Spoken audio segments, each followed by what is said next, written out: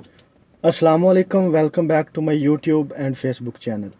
आज की जो वीडियो है इसमें मैं अपॉर्चुनिटी कार्ड या जिसे शानसन कार्ड कहते हैं उसके बारे में मैं बताऊंगा कि कौन कौन से डॉक्यूमेंट आपको चाहिए कि आपने जब इसको अप्लाई करना है तो वो तमाम डॉक्यूमेंट आपने एक फ़ाइल बना के एम्बेसी के अंदर अपना जमा करवाना है वीज़ा के लिए।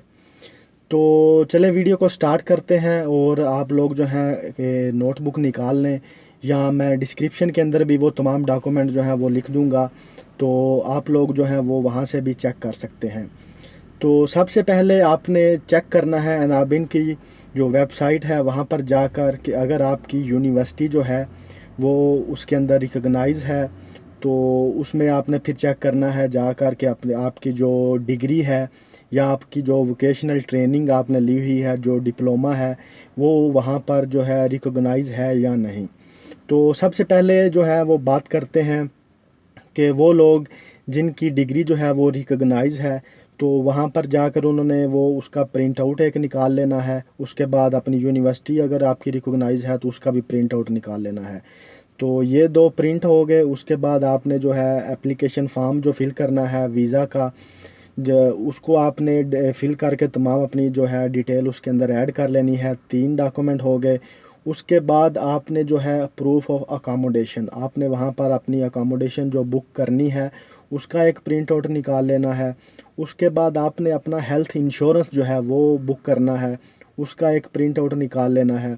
उसके बाद आपने एक सीवी बनानी है। सीवी के अंदर आपने लिखना है कि आप की जो तमाम एजुकेशनल हिस्ट्री है, आपका जो वर्क एक्सपीरियंस है, उसके बाद आपकी जो है एक कह लें कि अपनी सारी डिटेल बतानी है कि मैंने ये किया है, ये एक्सपीरियंस है, मेरे पास ये डिग्री है।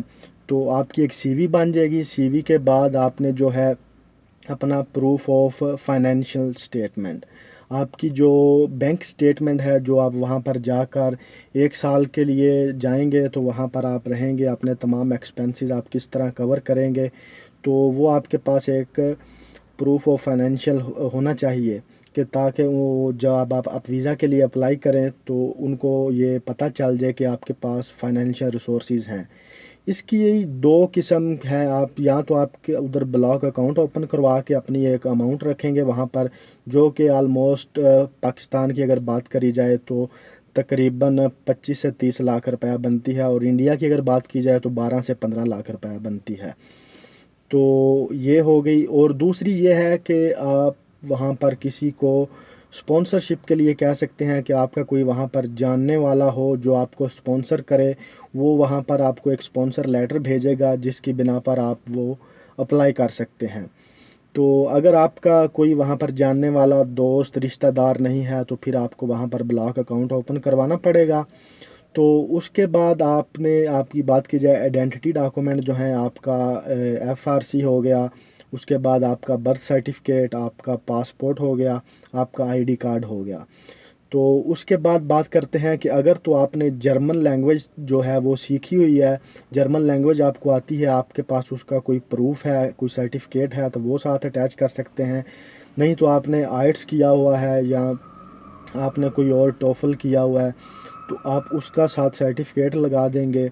उसके बाद आपने एक मोटिवेशनल लेटर बनाना है कि आपने उसके अंदर बताना है कि मुझे ये चीज़ों का एक्सपीरियंस है, तो मैं किस वजह से जो है वो जर्मनी का ये अपॉर्चुनिटी कार्ड ले रहा हूँ। वो आपने जो है एक अपना हिस्ट्री बतानी है ताकि जो वीज़ा ऑफिसर है उसको आपके बारे में पता चल सके। उसके बाद बात करते हैं कि और कौन से डॉक्यूमेंट चाहिए। उसके बाद आपको चाहिए कि जो आप अप्लाई कर रहे हैं वो यूनिवर्सिटी के तमाम डॉक्यूमेंट होंगे। यूनिवर्सिटी की बात करें जाए तो अगर आपके पास बैचलर की डिग्री है तो उसके साथ आपको जो आपकी फ़ील्ड के रिलेटेड है वहाँ कम से कम जो मिनिमम आपका एक्सपीरियंस है वो 2 ईयर का होना चाहिए। और आपकी डिग्री जो है वो एनेबियन जो वेबसाइट है वहाँ पर जाकर आप चेक करेंगे कि आपकी डिग्री जो है वो उस जो रिकॉग्नाइज है या नहीं है। उसके बाद अगर आपने के पास डिग्री नहीं है, आपके पास डिप्लोमा है या वोकेशनल ट्रेनिंग ली हुई है आपने, तो वो जो इंस्टीट्यूट है वो भी वहाँ पर रिकॉग्नाइज होना चाहिए। नाबिन की जो अथॉरिटी है वहाँ पर, जो जर्मन बेसिकली एक इंस्टीट्यूट है, وہ وہاں پر ریکگنائز ہونی چاہیے۔ اس کے بعد اگر بات کی جائے کہ آپ کی ووکیشنل جو ٹریننگ یا ڈپلومہ آپ نے کیا ہے اس کے ریلیٹڈ آپ کے پاس ایکسپیرینس ہونا چاہیے۔ تو یہ وہ تمام ڈاکومنٹ تھے جو آپ کے پاس ہونا چاہیے جب آپ جو ہے وہ اپرچونٹی کارڈ یا شانسن کارٹے کے لیے اپلائی کر رہے ہوں۔ تو میں یہ تمام ڈاکومنٹ کی جو ڈیٹیل ہے وہ ڈسکرپشن کے اندر ایڈ کر دوں گا۔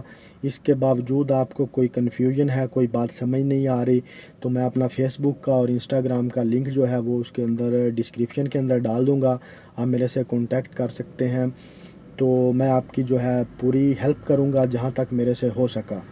تو نمبر 2 پہ بات کرتے ہیں وہ لوگ کہ جن کی یونیورسٹی ریکگنائز ہے لیکن ان کی جو ڈگری ہے وہ ریکگنائز نہیں، کیونکہ کچھ یونیورسٹیز میں چیک کر رہا تھا ایسی ہیں کہ جن کی یونیورسٹی جو ہے وہ ریکگنائز ہے لیکن اس کے کچھ ڈپارٹمنٹ ہیں وہ ریکگنائز نہیں ہیں۔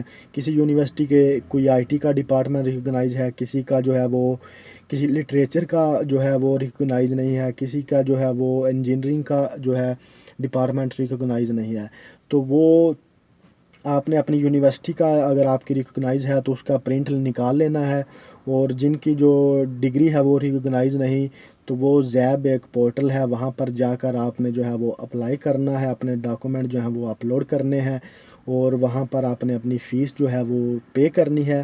وہ almost 200+ euro something fee ہے، وہ آپ نے پے کرنی ہے۔ تو وہ فی پے کرنے کے بعد وہ 3 سے 4 ہفتے کا جو ہے وہ ٹائم ڈوریشن ہے۔ ابھی کیونکہ ٹائم ڈوریشن بڑھ گیا ہے کیونکہ اپلیکیشن بہت زیادہ جو ہے وہ جا رہی ہیں، کیونکہ ابھی جو ہے رجحان اس طرف جرمنی کی طرف بڑھ گیا اپرچونٹی کارڈ کی وجہ سے، تو تمام لوگ جو ہیں وہ کسی بھی کنٹری سے ہوں وہ اپلائی کر رہے ہیں۔ تو جن کی یونیورسٹی کی ڈگری ریکگنائز نہیں ہے وہ زیب کی پورٹل پہ جا کر اپنا جو ہے وہ اپلائی کر رہے ہیں تاکہ ان کو وہ کمپیٹیبلٹی جو سرٹیفکیٹ ہے وہ ملے تاکہ وہ اپرچونٹی کارڈ کے لیے اپلائی کر سکیں۔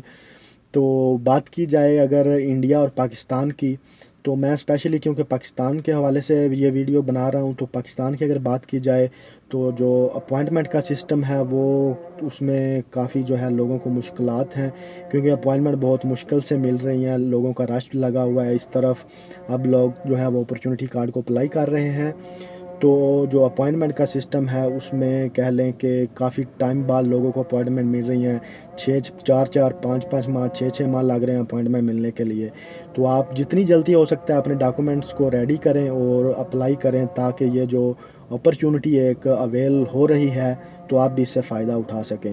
تو انشاءاللہ جیسے ہی میرے پاس کوئی اور اپڈیٹ آتی رہے گی میں اس کے بارے میں اور بھی ویڈیو بناؤں گا، تب تک کے لیے اجازت دیجیے، اللہ حافظ۔